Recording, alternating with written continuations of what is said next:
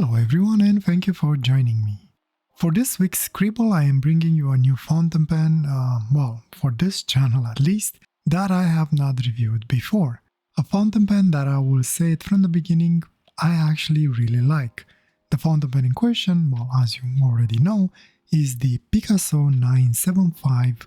I have to be honest, I am digging the fountain pens that Picasso brand has been making, and I do have a few of them. I believe this is the third one that I review from them, and I don't remember being disappointed by any of them so far. The body of this one is not metal, it is acrylic, and most probably it is turned on a lathe rather than being injection molded. It does come in a few colors and it has a very simple and clean look, very sleek, and it is paired with a beautiful clip that suits it quite well. I have to be honest, if I would ever even consider to add a clip to my fountain pens, this would be a style that I would consider.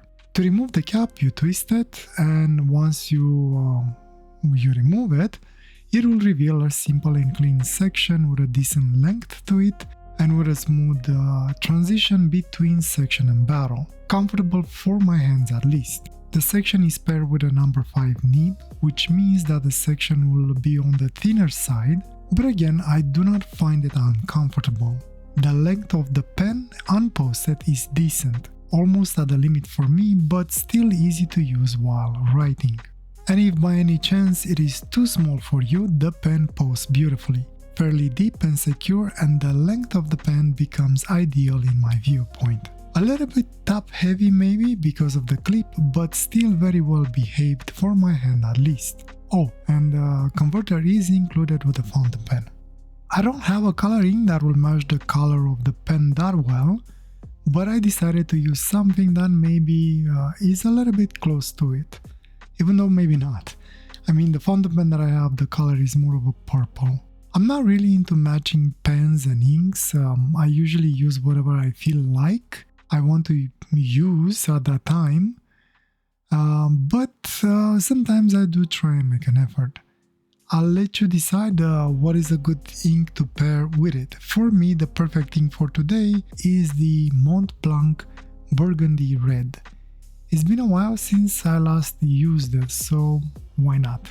Hopefully will work out with whatever scribble I'll end up doing. As for the writing portion, no drama was encountered.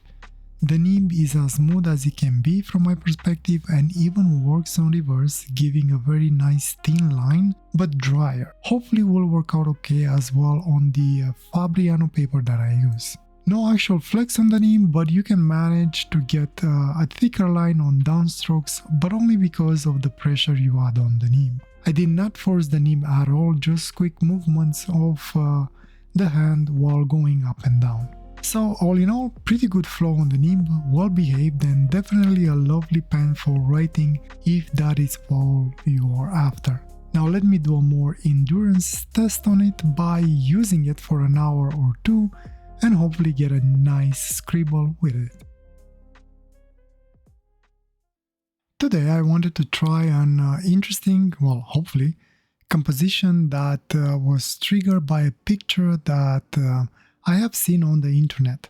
Not my picture, so I won't risk putting it here, but basically it seemed to be a picture of 3 new leaves. I think they were leaves, not flowers, that are basically coming out of the end of a branch. I really like the composition and the image of 3 little beings sitting at the end of the branch. Obviously I went ahead and I did kind of my own take out of it, and I let my imagination go a little bit wild on it. With this piece I tried something a little bit different. I decided not to use a pencil and work only with the fountain pen. The reverse of the nib seemed to be perfect for sketching in the form that I wanted on the page. I also wanted to let the lines that were mistakes visible to see if I can manage to maybe somehow incorporate them as part of the scribble as I was slowly progressing through it. The scribble took me about 2 hours to finish it, with a small 30 minutes break somewhere in the middle. I needed a break because I was not sure how the shadows are gonna connect, and I was unsure on the veins of the leaf. After the break, I still wasn't sure 100% how to progress, but at least I was a little bit more brave, and I slowly work at it, building the values as I felt it needed to be. Accent on the how I felt rather than how it should be. I'm sure I got it wrong somewhere somehow, but it just felt right, and that was good enough for me. I really like the spider legs-like that I end up building under. So in the end I end up with a leaf-like creature with 3 heads, I guess, and many spider-like legs layered on its tiny little body. What impressed me the most during the scribble was the ink though.